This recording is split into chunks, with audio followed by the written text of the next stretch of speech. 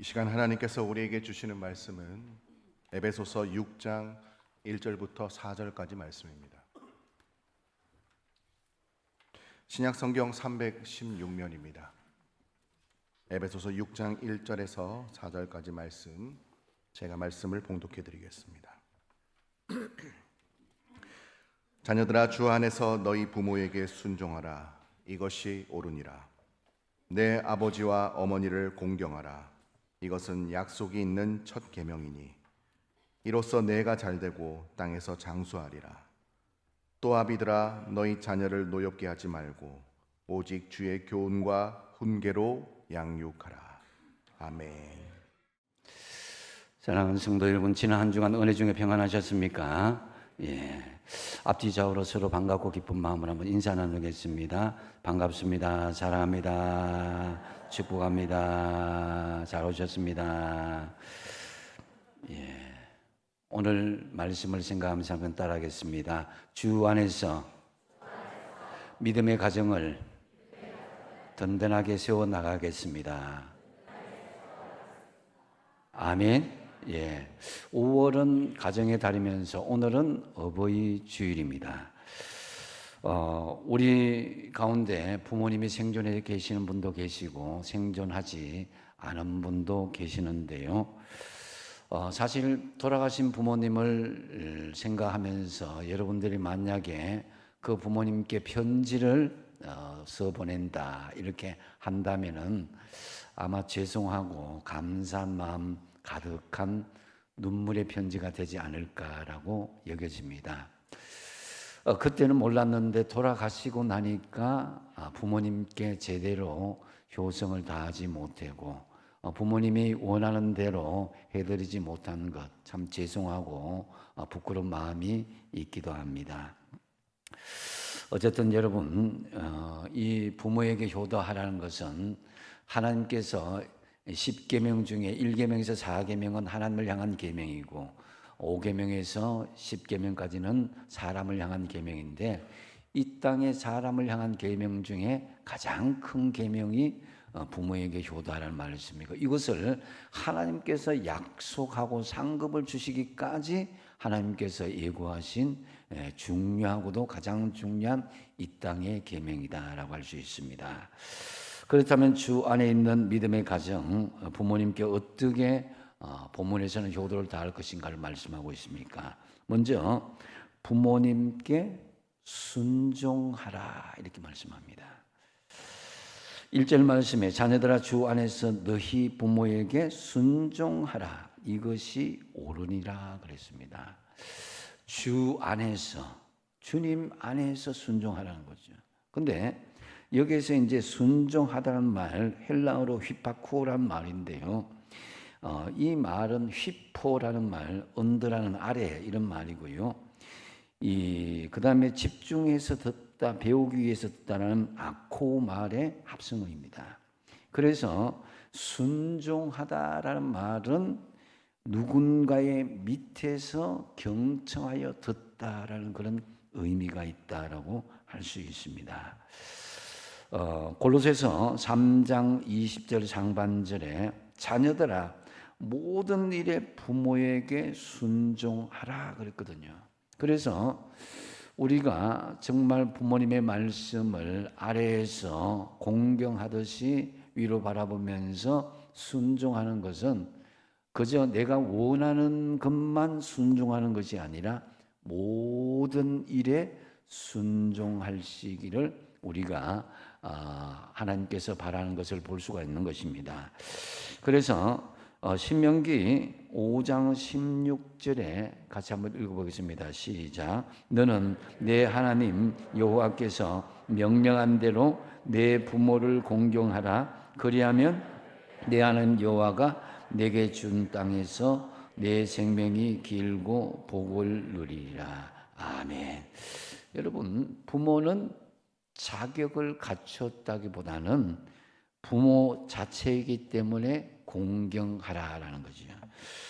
그래서 하나님께서 이 땅에 너희들의 부모를 주신 것은 하나님의 대리자로 세워주셨다는 거죠. 그래서 우리에게 유익을 주고 도움이 주기 때문에 부모를 섬긴다. 물론 어릴 때에 양육받을 때는 그렇게 했지만은 이제 전세가 바뀌면은 어른들은 마음이 연약해지고 어린 아이의 마음으로 된다는 거죠. 때로는 그 정신이 오락가락하기도 하고 초기 치매 정세 때문에 했던 말 또 하기도 합니다. 그렇더라도 부모님은 부모님이신 것입니다. 부모님이기 때문에 우리는 당연히 존중하고 순종할 수 있는 우리 마음을 가질 수 있어야 되는 것입니다.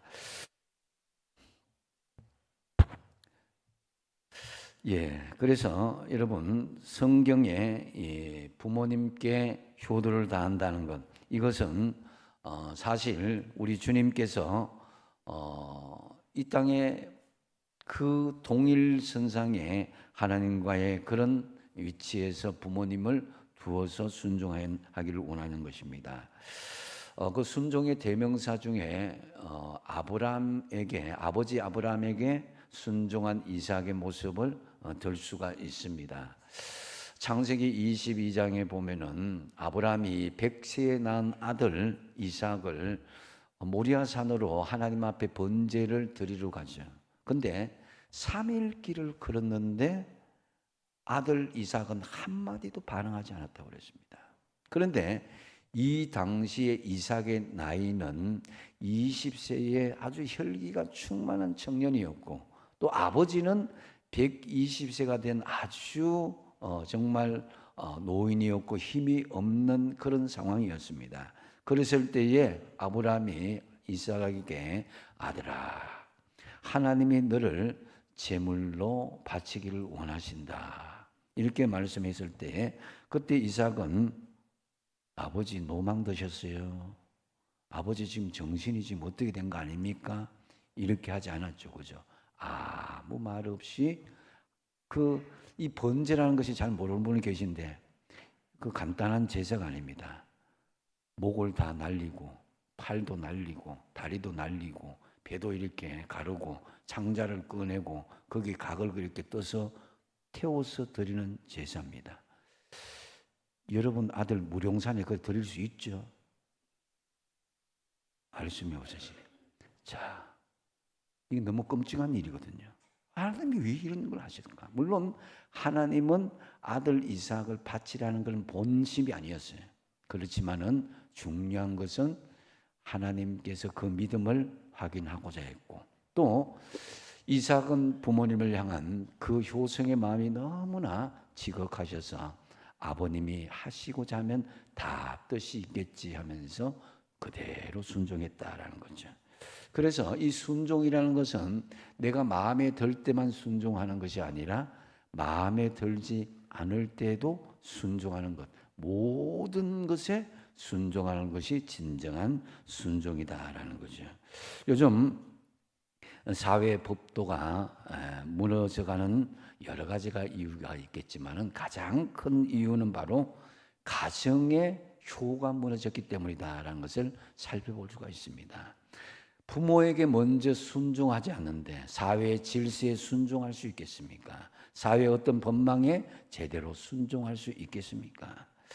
초대교회는 효와 신앙을 분리하지 않고 하나의 개념으로 이해해서 절대 순종하도록 가정에서부터 가르쳤다고 합니다. 주 안에 있는 가정을 꾸리고 있는 여러분, 때로 부모님의 말씀과 행동이 내 생각에 납득하기 어렵더라도 부모님의 말씀에 귀를 기울여 듣고 모든 일에 순종하시는 저와 여러분 되시기 바랍니다. 그 다음 두 번째로 주 안에 있는 가정의 효도는 부모님을 공경하라라고 말씀합니다. 그것이 이제 2절 3절인데 내 아버지와 어머니를 공경하라, 이것이 약속이 있는 첫 계명이니 이로써 내가 잘되고 땅에서 장수하리라 그랬습니다. 여기서 공경한다는 말 히브리어로 카베드라는 말인데요, 이것은 무겁다, 또 혹은 이 부모를 섬기는 것을 가볍게 여기지 않고 진지하게 섬긴다라는 그런 의미입니다. 신체에서 가장 무거운 내장기관에서 한 부분이 간이라고 그럽니다. 흔히들 간이 부었다 그러죠. 부모님께 효도를 하지 않은 사람은 간이 부은 사람입니다. 가장 진지하게 효성을 다해야 되는 것, 가장 우리가 무겁게 정말 진실되게 하는 것이 바로 카베드, 하나님 앞에 효성을 다하듯이 부모님께 효성을 다하는 것이다 하는 거죠. 근데 이제 어떤 사람들은 이 자신이 잘못된 것은 부모 탓이다 이렇게 이야기하는 사람이 있어요. 그래서 실제로 어떤 사람들은 어머님이 나에게 해준 게 뭡니까? 아버님 나에게 해준 게 뭡니까? 라고 항변하는 사람이 있습니다. 그러지만 여러분, 그것은 왜 그럴까요? 받기만 하는 마음이 변하지 않았기 때문에. 여러분, 어릴 때는 부모님께 받기는 하겠지만은 이제 장성하고 여러분이 독립하였을 때는 부모님께 드리고자 하는 그런 마음들로 바뀌어야 되는 거예요. 그래서 여러분 이미 받은 것을 생각하시면서 이제는 부모님께 드릴 생각만 하시기로 결단하시기 바랍니다. 우리 톡 까내놓고 부모의 입장에서 여러분 우리 선대 어르신들 부모한테 드리는 것보다는 밑에 아랫세대 자녀들 손주들한테 투자하는 것이 훨씬 많잖아요. 따져보면은 뭐 정확한 계산은 나오지 않았지만은 거의 10배 수준 이상으로 되지 않을까 싶습니다. 부모님께 10만 원 드리는 건 어려워도 우리 손주들 자녀들에게 100만 원 주는 것은 쉽게 생각한다 이거죠. 그래서 여러분 우리가 부모님이 나에게 해준 게 뭐 있냐 이렇게 생각하지 마시고 원망은 원망을 나눌 수밖에 없습니다. 여러분 가정 안에서 부부간에도 한번 보십시오. 부부간에 원망을 해보십시오. 남편은 남편대로 할 말이 있어요. 또 남편이 아내를 원망해 보십시오. 아내는 뭐 아마 달라들고 난리 칠걸요. 예?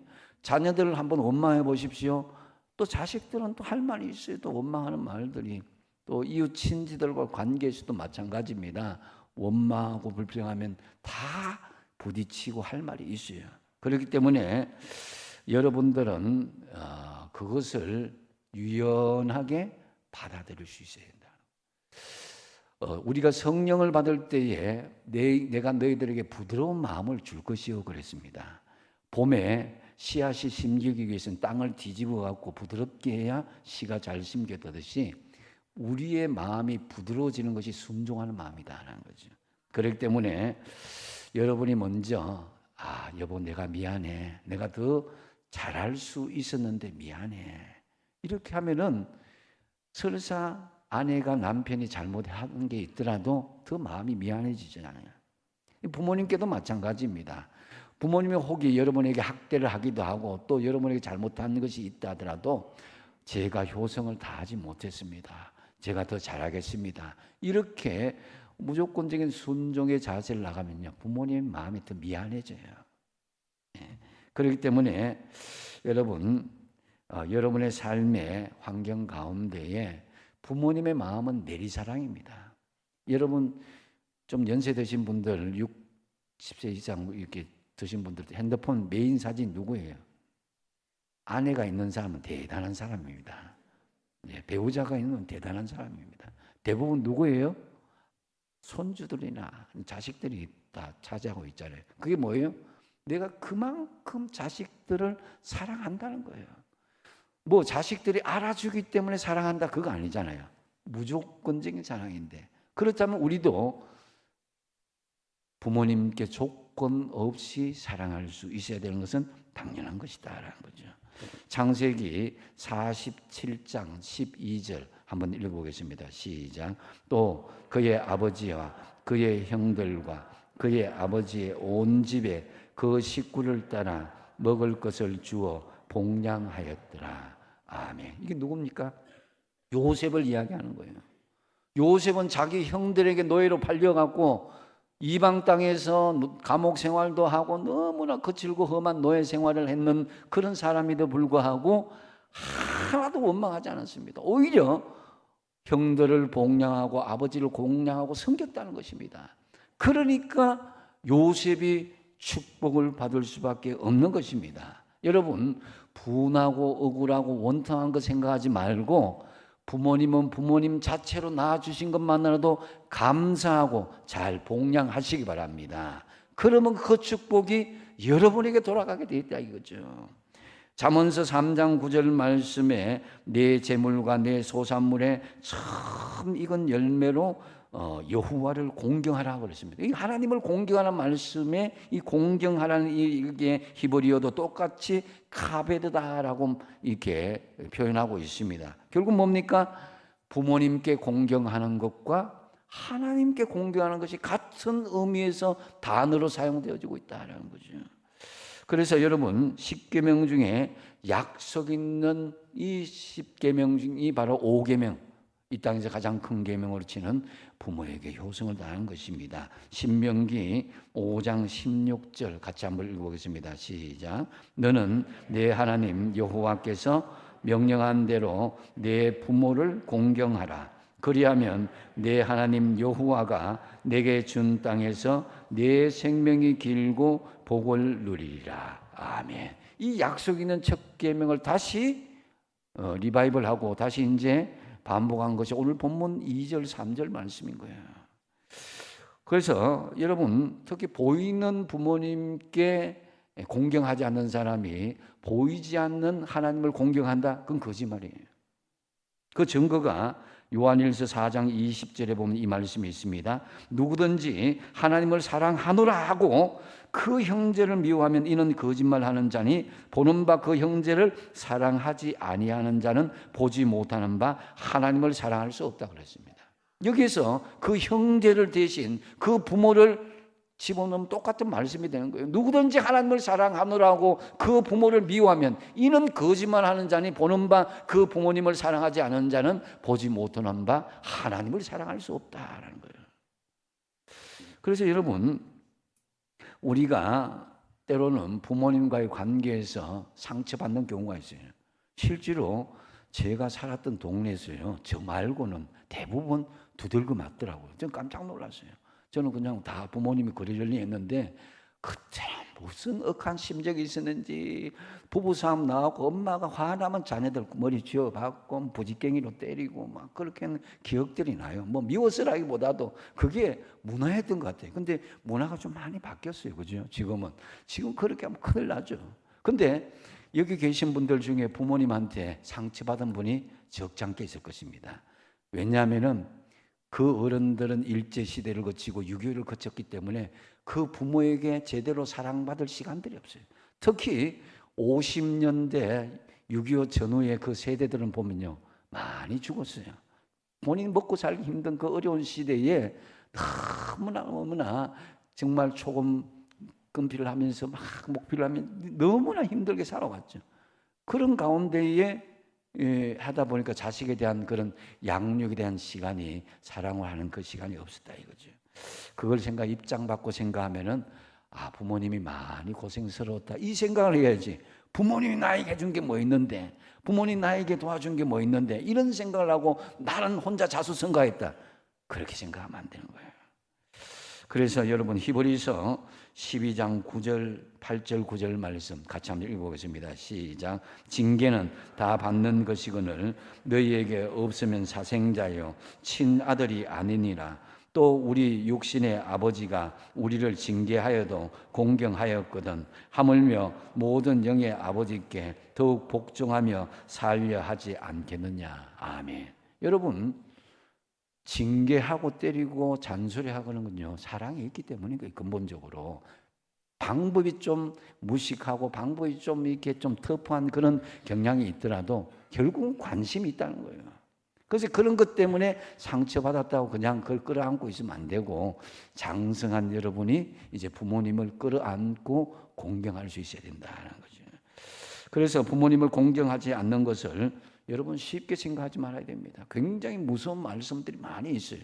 하나님을 거부한 것, 그런 것처럼 같이 이야기하고 있는데요. 잠언서 3장 17절이 대표적인 말씀입니다. 한번 읽어보겠습니다. 시작. 아비를 조롱하며 어미를 순종하기를 싫어한 자의 눈은 골짜기에 까마귀에게 쪼이고 독수리 새끼에게 먹히리라. 와, 무서운 말씀이에요. 정말 부모님께 공경하고 순종하지 않으면 이렇게 짐승의 밥이 된다 할 정도로 하나님은 엄격하게 부모 공경을 우리에게 중요한 율법의 준수사항으로 말씀해 주시는 것입니다. 지금 보면은 여러분 세상 사람들 보면 살아계실 땐 부모님 잘 안 모시다가 돌아가신 다음에 제사를 드린다고 야단법석을 지고 뭐 무덤을 크게 짓고 요란하게 제사상을 차리는 경우가 있습니다. 근데 세상 사람들은 그것도 보면은 자기가 그 죽은 이 조상 귀신이 복을 준다고 하는 그 마음에서 하는 경우예요. 결국 부모의 목적이 아니라 자신이 복 받으려고 하는 그런 이기적인 마음에서 하는 것을 볼 수가 있습니다. 그래서 여러분 부모님 돌아가신 후에 잘하려고 하지 말고 살아 계실 때 잘 해드리시기 바랍니다.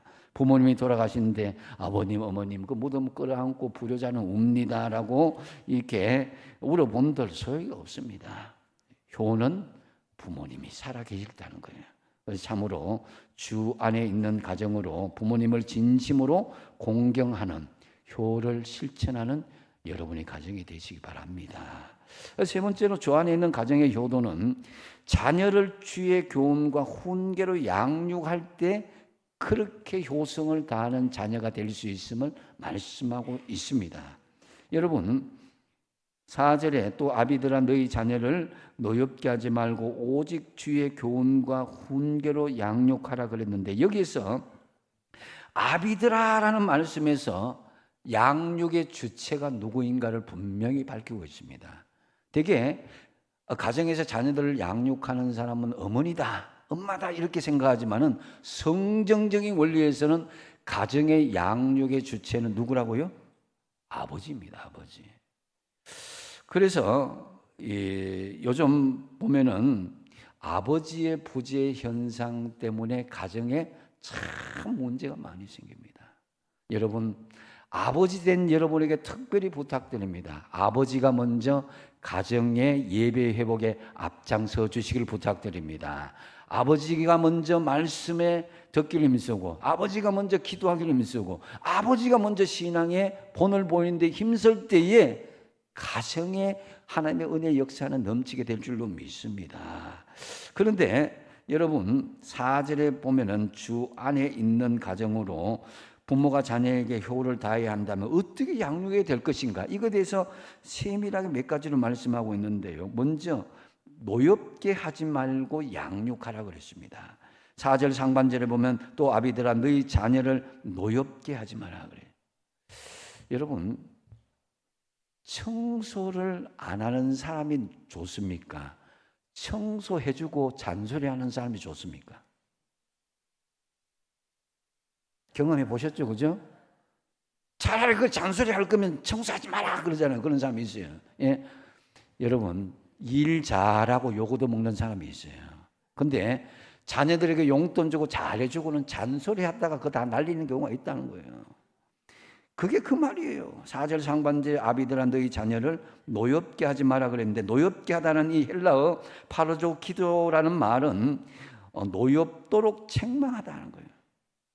이게 명령령, 현재 명령인데 자녀들에게 반복적으로 했던 말도 하고 돌아서면도 하고 애들 막 지게 하고 용돈도 싫다, 뭐 밥도 싫다, 문 꽝 닫고 들어가는 거예요. 그래서 여러분 현대인의 성경에 보면요 노엽게 하다 이 말을 감정을 건드려서 화나게 하지 말고 공동 번역에 보면 마음의 상처를 입히지 말고 자녀를 양육하는 거예요. 그래서 여러분 이 집안에 이제 이렇게 들어갔을 때 집안 꼬라지가 왜 이 모양이냐? 집에 들어가니까 설거지도 이만큼 쌓아놓고 청소도 안 해놓고 옷도 뭐 구석구석마다 더럽게 놓으면은 어떡합니까? 아이고 저 원수 덩어리 하면서 그렇게 이야기하잖아요. 말도 잘해야 됩니다. 자식들은 친구들끼리는 그렇게 말해도 자식은요 말 진짜 잘해야 돼요. 왜냐? 은연중에 자식들은 부모의 입속에서 나오는 그 말이 진심이라고 생각하기 때문인데. 그래서 아유 저놈 아주 못돼서 말썽만 부리고 뭐 못된 짓만 골라서 하고 틀림없이 지 애비 닮아서 그렇다. 뭐 너 외할머니 닮아 친할머니 닮아서 그렇다. 뭐 이렇게 이야기하는 거예요. 예. 그러면 뭐 그 아이의 마음이 감동이 나오는 것이 아니에요. 감정이 무너지는 거예요. 그래서 여러분 하나님 입장을 생각해 보면 그래요. 하나님이 만약에 여러분 우리를 하나님의 입장에서 우리를 다루신다면요. 여기 살아나는 사람 아무도 없어요. 예? 여러분 숨겨진 죄 하나님 모를 것 같아요? 다 알고 있어요. 그 죄대로 하나님 벼락 내리친다면요. 다 살아남을 수 없어요. 근데 하나님은 어떻게 했습니까? 우리가 정말 이 지구를 온통 엉망진창을 해놓고 싸우고 다투어도 하나님은요. 그렇지만은 우리를 입장에서 사람이 모양으로 나타나셨어요. 그래서 사람이 되셨고 우리와 같은 모습으로 세상에 오셔서 우리와 같은 눈높이에서 우리를 바라보셨다는 거죠. 그리고 우리를 구원하셨습니다. 이것이 주님의 마음입니다. 우리에게 하나님의 눈높이를 맞추라고 요구하지 않으시고 하나님이 우리만큼 낮아져서 오셔서 우리의 눈높이에 맞춰주신 것이에요. 그렇기 때문에 여러분 자녀를 어렵게 하지 말고 주님의 시각으로 바라보고 믿음으로 양육하시기 바랍니다. 또 교훈으로 양육하라 그랬습니다. 4절 중반절에 보면 오직 주의 교훈으로 양육하라 그랬는데 여기도 교훈이란 헬라어 파이데이아 이 말은 훈련이나 체벌을 동반한 책망이라는 거죠. 그냥 간단한 이 양육이 아니에요. 그러니까 이게 뭐 훈육이라고 하는데 디스플린이나 훈련, 트레이닝 이런 이야기하는 건데 이 행동을 통한 교육, 부모가 산 교육이 되면서 그들에게 아주 바르게 아주 꾸짖고 혹독하게 훈련하듯이 하라는 거죠. 그래서 이를 잘 설명할 말씀이 잠언서인데요. 잠언서 13장 24절 같이 한번 읽어보겠습니다. 시작. 매를 아끼는 자는 그의 자식을 미워함이라. 자식을 사랑하는 자는 건실히 징계하느니라. 건실히 징계하는. 아주 철저하게 그냥 두리뭉실하게 넘어가지 않는다는 거예요. 여러분 요즘 뭐 좋은 게 좋은 거라고 그렇게 하다가 자식 교육 망조가 된 사람 많아요. 대표적인 사람이 엘리 제사장 홈리와 비나서 어떻게 됐습니까? 야, 네 좋은 소문 안 들리더라. 네 똑바로 살아라. 그 정도의 끝. 징계하고 네 그렇게 하면 안 된다고 성전에 출입 못한다 하고 정확하게 해야 되는데 그걸 두리뭉실히 하다 보니까 자녀가 망하고 말았습니다. 잠언서 22장 6절 말씀에 한번 같이 한번 읽어보겠습니다. 시작. 마땅히 행할 길을 아이에게 가르치라. 그리하면 늙어도 그것을 떠나지 아니하리라. 아멘. 마땅히 가르칠 것은 가르쳐야 된다. 지나가지 마시고 두리뭉실하게 하지 마시고 마땅히 그렇게 해요. 부모에 대한 그런 마음이 그리고 부정적인 마음이 당장은 있겠지만은 지나고 나면 고맙게 생각한다는 거예요. 그다음에 또 훈계로 양육하라 그랬는데 4절 하반절에 보면 오직 주의 훈계로 양육하라 그래요. 이 훈계하다는 말 헬라어는 누데시아라는 말인데요. 말로 하는 교훈이나 교정 또 잘못된 것을 바로 고쳐주고 잡아주는 걸 이야기하는 거예요. 여러분 자녀들과의 대화를 통해서 가르침을 주는 것을 이야기합니다. 자녀들과 대화를 길게 할 수 있어야 돼요. 습관적으로 그냥 지나가다 보면요 삐뚤어진 것 나중에 이야기하다 보면요 엄마가 언제 나한테 관심이나 있었나 하면서 탁 쳐버려요. 평소에 말의 대화가 길게 할 수 있는 관계가 형성이 될 수 있어야 됩니다. 특별히 하나님의 말씀과 신앙적인 가치로 여러분 그들을 치료할 수 있어야 된다는 거죠. 그래서 여기에서 이제 잘못된 것을 고쳐주는 치료를 이야기하는 거거든요. 지금 이야기하면 상담학을 이야기하는 거예요. 상담은 다른 게 없습니다. 두 가지가 있어야 되고 그것은 뭐냐면 경청해주고 공감해주는 거야. 예? 들어주고 같이 네 힘들었겠다. 이 공감해주는 거예요. 네 많이 힘들었지 않은 그 마음이 있어야 돼. 그래서 여러분 크면 알아서 할 것이다. 그렇게 하면요 그 낙관적인 마음은 자녀들의 앞길을 망치는 거예요. 양육하라는 이 헬라어 엑트레포라는 말은 문제 자체를 보면 젖을 먹여서 키운다는 거예요. 부모가 그 나오는 그 모유에서 자녀들을 그대로 그 영향을 발휘하는 것처럼 여러분의 삶의 모습을 통해서 특별히 이 말씀 안에서 긴 대화로 자녀들과 공감하고 경청함으로써 자녀를 양육할 수 있어야 된다는 거죠. 그래서 우리가 별 생각 없이 무심코 한 말이나 행동 속에 감춰져 있는 우리 마음은 아이들은 정확하게 알아차릴 수가 있다는 거죠. 그래서 하나님께서는 우리 하신 모든 일에는 하나님의 목적과 의미가 있습니다. 하나님은 우리에게 함부로 대하시거나 생각 없이 배려하지 않은 채 그렇게 막대하지 않습니다. 철저하게 우리 주님은 인격적으로 우리를 대하는 것을 볼 수가 있습니다. 그래서 여러분, 하나님은 귀찮아서 아무렇게나 대답하는 법도 없고 우리가 하는 말을 근성으로 잊어버리는 법도 없다고 그랬습니다. 사랑의 마음으로 오직 주의 훈계 말씀으로 양육하시기 바랍니다. 말씀을 정리합니다. 점점 세상의 환경은 악화되고 있습니다. 아이들은 부모님보다는 인터넷과 핸드폰을 더 좋아하고 친구를 더 좋아합니다. 그렇지만은 늦었다고 생각하지 마십시오. 여러분, 우리는 주 안에 있는 믿음의 가정입니다. 주 안에 있는 믿음의 가정은 자동적으로 주어진 사명이 있습니다. 그것은 바로 자녀 교육이라는 사명이 가정에 있음을 기억할 수 있어야 됩니다. 세상에서 제일 위대한 교사는 부모입니다. 모세가 하루아침에 하늘에서 뚝 떨어진 것도 아니고 사무엘이 땅에서 솟아나지 않았습니다. 그런 그를 키운 부모님이 계셨고 이스라엘 공동체의 신앙교육 체계가 있었던 것입니다.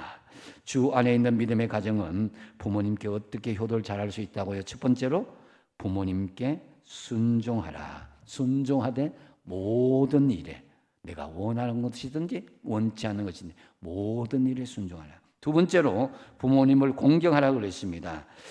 부모님을 공경하되 하나님과 같은 동등의 마음으로 부모님을 공경하고 섬기라는 거죠. 세 번째 뭡니까? 주의 자녀를 주의 교훈과 훈계로 양육하라는 것입니다. 그래야 해서 온 가족이 정말 은혜 중에 화평하고 믿음의 명문 가정을 세워가는 저와 여러분 가정 다 되시길 축복드립니다. 기도하겠습니다.